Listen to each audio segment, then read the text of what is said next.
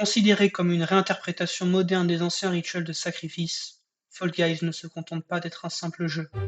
Inspiré secrètement par Hernán Cortés et les pages les plus sombres de notre histoire, Fall Guys est une métaphore de l'homme, toujours en quête d'un but, d'une couronne, d'un rêve.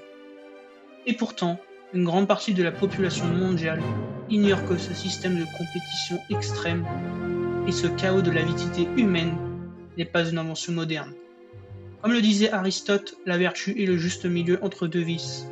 Fall Guys a choisi les deux vices. Ce jeu n'est pas un jeu, c'est une reconstitution historique. Ce cauchemar coloré existait déjà, il y a des siècles, chez les Aztèques. Mais alors, comment est-ce que l'Empire aztèque a inspiré le jeu vidéo Fall Guys? Dans le plateau central du Mexique, entre le XVe et le XVIe siècle, s'élevait l'une des civilisations les plus fascinantes et les plus joueurs de l'histoire, les Aztèques. Un peuple profondément religieux qui croyait que chaque action humaine entraînait une conséquence cosmique. Et parmi ces actions se trouvait le sacrifice humain, un rituel central considéré comme essentiel pour maintenir l'équilibre. Les méthodes étaient variées, mais le plus souvent, tout se passait tout en haut d'un temple, au sommet d'une pyramide. Et parfois ces sacrifices prenaient une tournure plus compétitive. Il existait des cérémonies sous forme de jeu où les perdants étaient sacrifiés, mais pas de cash prize pour les gagnants. Le plus célèbre d'entre eux, c'était le Tlachtli, qui est un jeu de balles mésoaméricain. Deux équipes de 5 joueurs dans une arène tapent une balle en caoutchouc avec leurs hanches, coudes et genoux pour la faire passer dans un anneau de pierre. Le capitaine de l'équipe perdante, voire toute l'équipe, pouvait être sacrifié à la fin du match. Les Aztèques ont ainsi inventé le premier mini-jeu de l'histoire.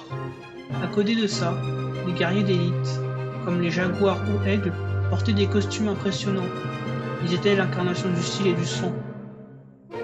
En tant que fiers amis de la nature, les Aztèques vivaient principalement de maïs, de haricots, de fruits et de légumes afin de bien manger.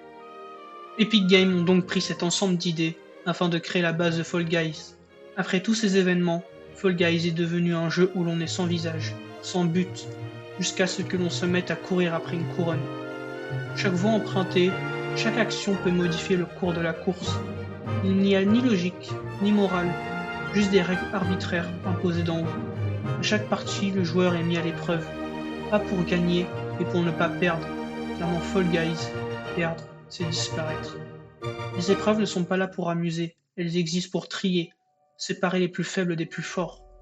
Ce système de sélection brutale rappelle l'ancienne logique du sacrifice. Même l'économie du jeu y participe. Les kudos, qui permettent d'imposer son style.